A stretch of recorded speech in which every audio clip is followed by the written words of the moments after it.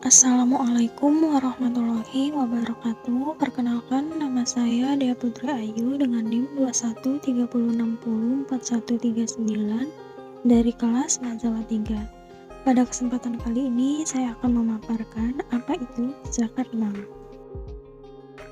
Zakat mal adalah zakat yang dikenakan atas segala jenis harta yang dimiliki secara penuh, yang secara zat maupun substansi perolehannya tidak bertentangan dengan ketentuan agama, dan telah mencapai nisab dan haulnya. Zakat ini bermanfaat untuk mensucikan harta. Ketika seseorang telah menunaikan zakat dari kekayaannya, berarti ia telah membersihkan hartanya dengan cara menghilangkan hak orang lain yang masih bercampur dengan hartanya itu. Adapun syarat wajib zakat mal, yang pertama kepemilikan sempurna, yang berarti harta yang diperoleh secara halal dan bukan hak orang lain atau hasil mencuri. Yang kedua terbebas dari hutang. Yang ketiga berkembang, produktif atau mungkin produktif, maksudnya harta tersebut dapat bertambah atau berkembang bila dijadikan modal usaha atau memiliki potensi untuk berkembang. Dan yang keempat adalah mencapai nisab dan haulnya. Berikutnya adalah mustahik atau yang berhak menerima zakat. Telah tercantum dalam firman Allah Subhanahu wa taala, Quran surat At-Taubah ayat 60, ada 8 asnaf, yaitu yang pertama fakir, miskin, amil, mu'alaf, gorim, rikob atau hamba sahaya, fisabilillah, dan ibnu sabil. Selanjutnya adalah yang termasuk dalam komoditi wajib zakat. Yang pertama ada zakat emas, yang kedua zakat pertanian, yang ketiga zakat peternakan, yang keempat zakat perdagangan, yang kelima zakat pertambangan, dan yang terakhir zakat profesi atau penghasilan. Yang pertama ada zakat emas. Zakat emas merupakan zakat yang wajib dikeluarkan oleh seorang muslim yang mempunyai emas bila telah mencapai nisab dan haul. Zakat emas wajib dikenakan zakat jika emas yang tersimpan telah mencapai nisabnya, yaitu 85 gram, mengikuti harga buyback emas pada hari di mana zakat akan ditunaikan, dan kadar zakat emas adalah 2,5%. Cara menghitung zakat emas adalah 2,5% dikalikan jumlah emas atau perak yang tersimpan selama 1 tahun. Cara menunaikan zakat emas ada berbagai cara untuk menunaikan zakat emas. Pertama, bisa menunaikan zakat yang berupa emas secara langsung atau bisa dikonversikan terlebih dahulu ke dalam nilai rupiah. Yang kedua adalah zakat pertanian. Zakat pertanian adalah zakat yang dikeluarkan setelah panen dari hasil pertanian jika telah mencapai nisab. Objeknya meliputi hasil tumbuh-tumbuhan atau tanaman yang bernilai ekonomi seperti biji-bijian, umbi-umbian, sayur-mayur, buah-buahan, dan lain-lain. Landasannya ada pada Al-Quran, surat Al-An'am ayat 141. Untuk nisabnya yaitu 653 kilo gabah atau 520 kilo jika yang dihasilkan adalah makanan pokok. Kadar dan cara menghitung zakatnya, yang pertama, jika ada biaya irigasi maka zakatnya 1/20 atau sama dengan 5%. Cara menghitungnya hasil panen dikalikan 5%. Yang kedua, jika tidak ada biaya irigasi atau diairi dengan air hujan, sungai atau mata air, maka 1/10 atau sama dengan 10%. Cara menghitungnya hasil panen langsung dikalikan dengan 10%. Yang ketiga adalah zakat peternakan. Zakat hewan ternak adalah zakat yang harus dikeluarkan atas binatang ternak yang dimiliki seperti unta, kerbau, sapi, kambing, dan domba. Perhitungan zakat untuk masing-masing tipe hewan ternak baik nisab maupun kadarnya berbeda-beda dan sifatnya bertingkat. Sedangkan haulnya yakni 1 tahun untuk tiap hewan. Dan dapat kita lihat di sini telah disediakan tabel untuk nisab dan kadarnya. Di sini ada nisab untuk sapi, kambing, dan juga unta.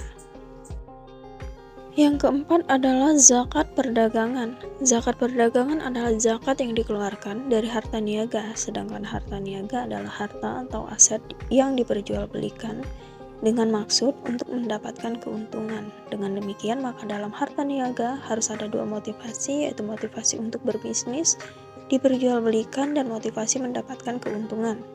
Nisab zakat perdagangan senilai 85 gram emas dengan tarif zakat sebesar 2,5% dan sudah mencapai 1 tahun atau haul. Cara menghitung zakat perdagangan yaitu aset lancar dikurangkan hutang jangka pendek. Hasilnya akan dikalikan dengan 2,5%.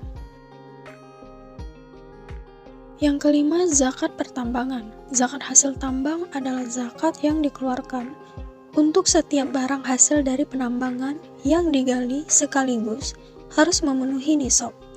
Semua jenis barang tambang, baik yang beku seperti emas, perak, tembaga, batu bara, dan lain-lain, maupun yang cair seperti minyak bumi dan gas, wajib dikeluarkan zakatnya. Kewajiban zakatnya baru berlaku apabila hasilnya mencapai nilai nisab emas, yaitu 85 gram, atau perak, 555 gram. Mengingat eksplorasinya membutuhkan biaya investasi yang besar, maka zakat yang dikenakan hanya 2,5%. Haulnya 1 tahun, namun bisa dikeluarkan walaupun tidak genap 1 tahun. Zakatnya dikeluarkan setelah barang-barang tersebut dieksplorasi dan telah diproses. Hendaklah orang yang mengeksplorasi adalah orang muslim atau perusahaan yang dimiliki oleh orang-orang muslim. Yang keenam, zakat profesi. Zakat penghasilan atau yang dikenal juga sebagai zakat profesi adalah bagian dari zakat mal yang wajib dikeluarkan atas harta yang berasal dari pendapatan atau penghasilan rutin dari pekerjaan yang tidak melanggar syariah bila telah mencapai nisab. Cara mengeluarkan zakat profesi ada 3 cara. Yang pertama, menganalogikan nisab zakat penghasilan kepada zakat hasil pertanian, karena modal memperoleh harta penghasilan mirip dengan panen dari hasil pertanian. Nisabnya senilai 653 kilo beras atau bisa senilai 85 gram emas per tahun. Yang kedua, sedangkan kadarnya dianalogikan kepada zakat emas atau zakat uang sebesar 2,5%, karena modal bentuk harta yang diterima sebagai penghasilan berupa uang. Yang ketiga, waktu mengeluarkannya setiap kali menerima atau panen. Cara menghitung zakat penghasilan yaitu 2,5% dikalikan jumlah penghasilan dalam 1 bulan. Ada banyak jenis profesi dengan pembayaran rutin maupun tidak, dengan penghasilan sama dan tidak dalam setiap bulannya. Jika penghasilan dalam 1 bulan tidak mencapai nisab, maka hasil pendapatan selama 1 tahun dikumpulkan atau dihitung. Kemudian zakat ditunaikan jika penghasilan bersihnya sudah cukup nisab. Selanjutnya, di sini saya akan sedikit membahas mengenai amil zakat. Amil zakat adalah seseorang atau sekelompok orang yang diangkat oleh pemerintah untuk mengelola pelaksanaan ibadah zakat, atau juga seseorang atau sekelompok orang yang dibentuk oleh masyarakat dan disahkan oleh pemerintah untuk mengelola pelaksanaan ibadah zakat. Untuk menjadi seorang amil zakat, maka harus memenuhi beberapa syarat. Yang pertama, beragama Islam. Yang kedua, mukallaf yang sudah pasti berakal dan balik. Yang ketiga, amanah. Dan yang paling penting, memiliki ilmu pengetahuan tentang hukum-hukum zakat dan hal-hal yang terkait dengan tugas seorang amil zakat.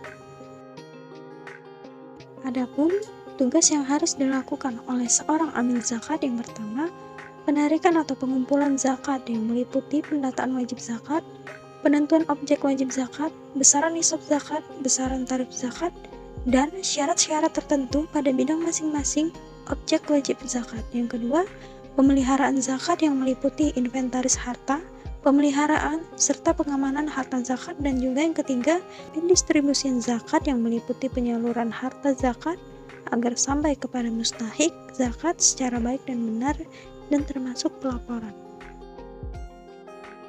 Baiklah, itulah yang dapat saya sampaikan mengenai zakat mal. Semoga apa yang saya sampaikan dapat dipahami dan bermanfaat bagi kita semua. Wabillahi taufiq wal hidayah. Wassalamualaikum warahmatullahi wabarakatuh.